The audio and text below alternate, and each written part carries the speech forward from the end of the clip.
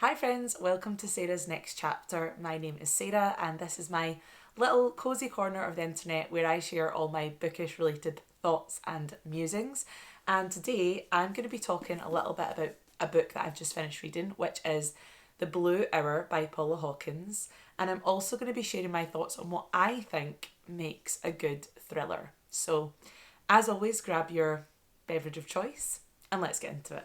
So The Blue Hour by Paula Hawkins is your classic twisty-turny thriller novel. It is set on a remote Scottish island called Eris. Now, we're unsure if Eris is technically classified as an island because you can access it by car for 6 hours a day when the tide is out, but when the tide is in, it means it is inaccessible. And if you're out on Eris Island when the tides come in, you're out of luck because you're stuck there.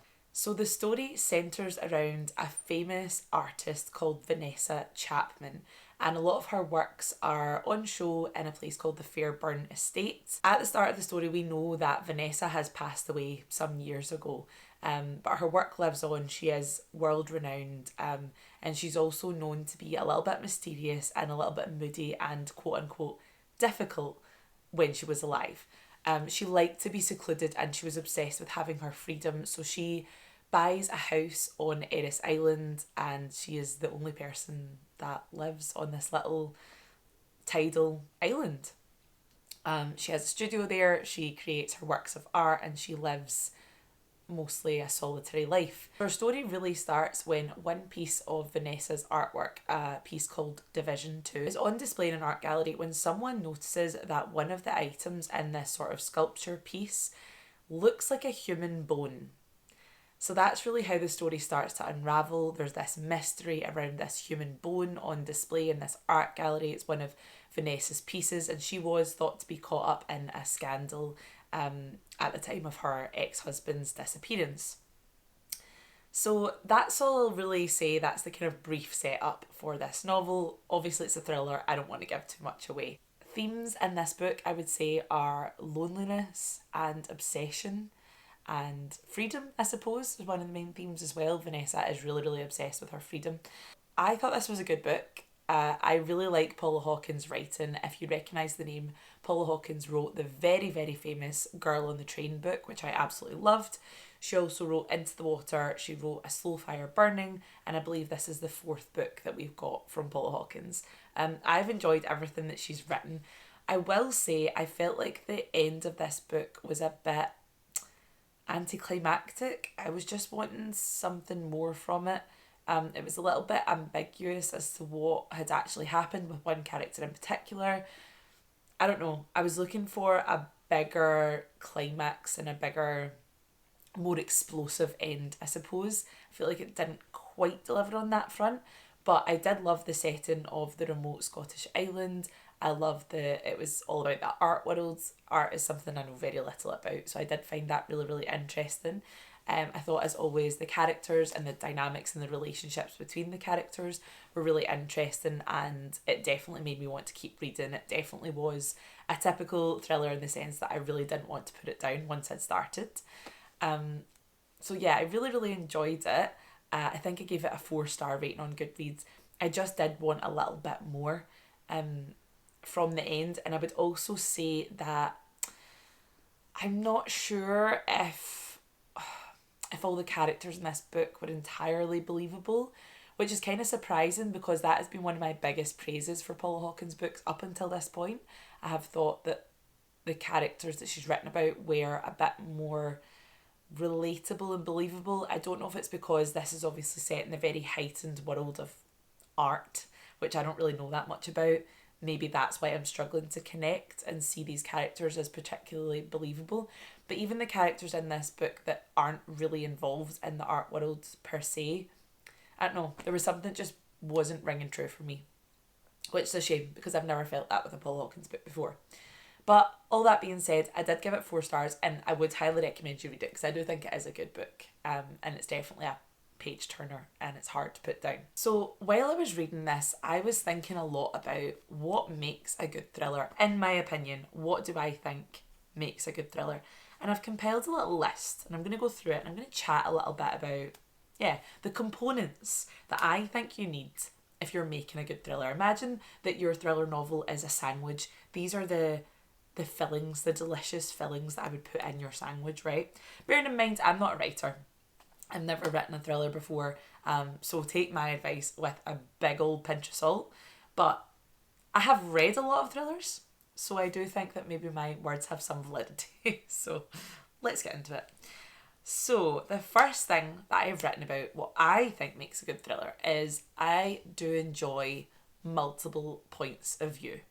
I know this can be a bit of a hit or miss for some people. Some people don't like it and find it confusing. I personally enjoy it.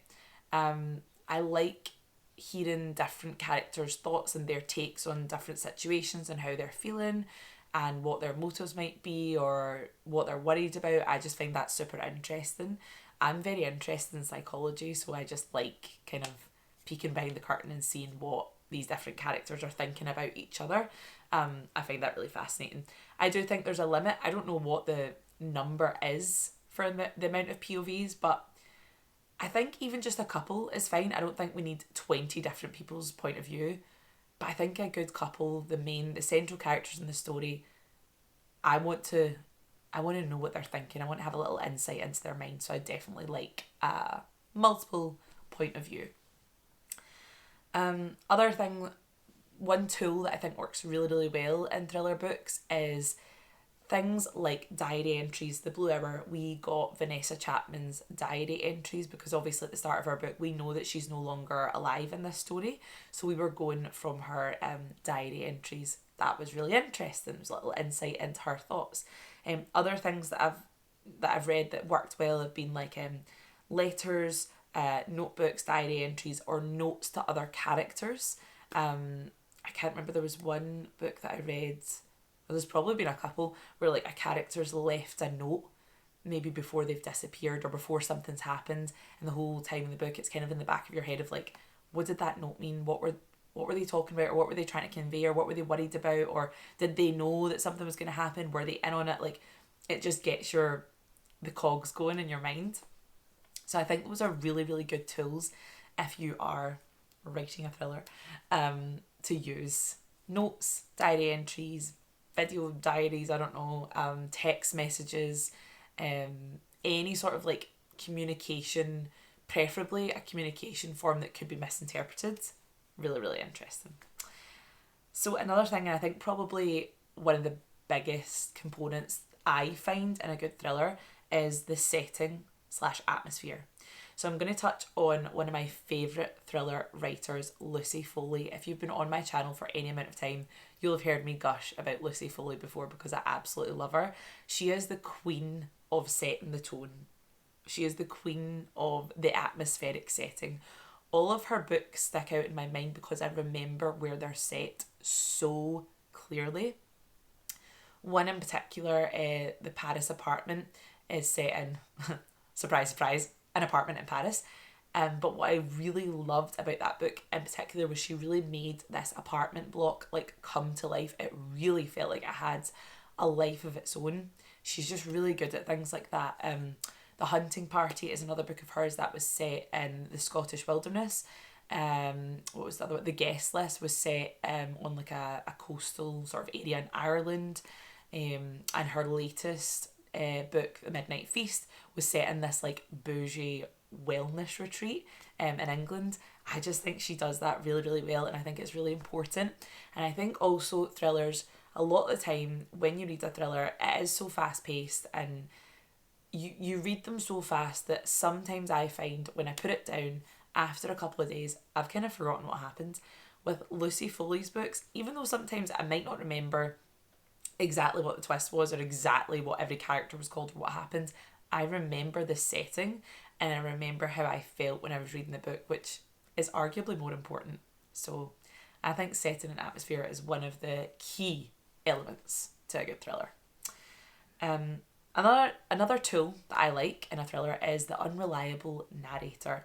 I know this has been done quite a lot, but I think when it's done well, it's very effective.